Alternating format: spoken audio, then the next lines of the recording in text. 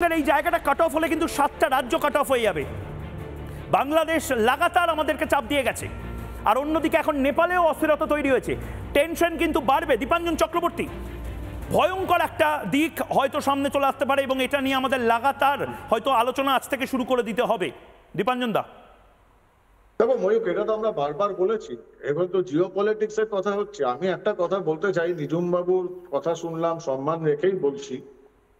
বাংলাদেশে যে জিনিস দেখেছি সেম জিনিস আমরা নেপালে দেখছি। ঠিক যে এরকম হতেই পারে না যে একটা র্যাপার এসে ষড়যন্ত্র করে দিল আর 5,000 বা 10,000 ইয়াং ছেলে তারা লাফালাফি শুরু করলো, আগুন লাগিয়ে দিল।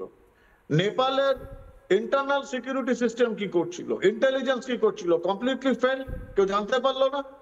এখানে পার্থক্য, যারা এখনো ভারত নিয়ে বেশি অতিরিক্ত মাত্রায় দুশ্চিন্তা করবেন তাদের জন্য, যে ভারত, আজকের ভারত নেপাল নয়, বাংলাদেশও নয়।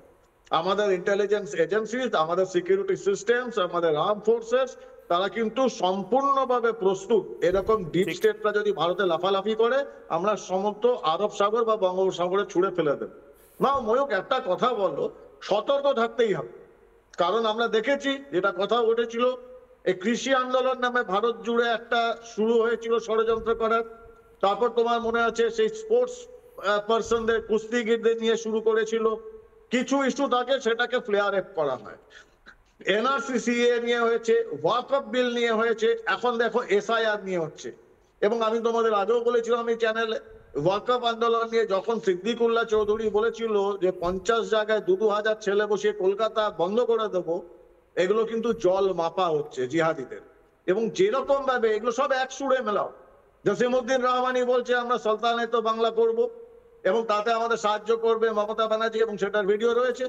উনি বলেছেন মমতা ব্যানার্জিকে যে আপনি আমাদের চিকেন স্নেক দিয়ে দিন, উত্তর পূর্ব ভারত আমরা ভারত থেকে বিচ্ছিন্ন করে দেবো, আপনাকে আমরা মাথায় উপর বসাবো। পাকিস্তানের সেন্ট্রাল ইসলামাবাদের এমপি বলছেন ভারতবর্ষে কাশ্মীর আমরা ফিরিয়ে আনবো, 370 ফিরিয়ে আনবো, এবং ভারতবর্ষে আমাদের সাহায্য করবেন কে? বাংলার মমতা ব্যানার্জি, রাহুল গান্ধী। তো এই যে ডিপ স্টেট ভারতবর্ষের ভেতরে, তাদেরও বলি মানুষ তো সতর্ক হতেই হবে। কারণ আপনাদের কাছে একটাই অস্ত্র আছে, সেটা হচ্ছে ওই ইভিএম বক্স।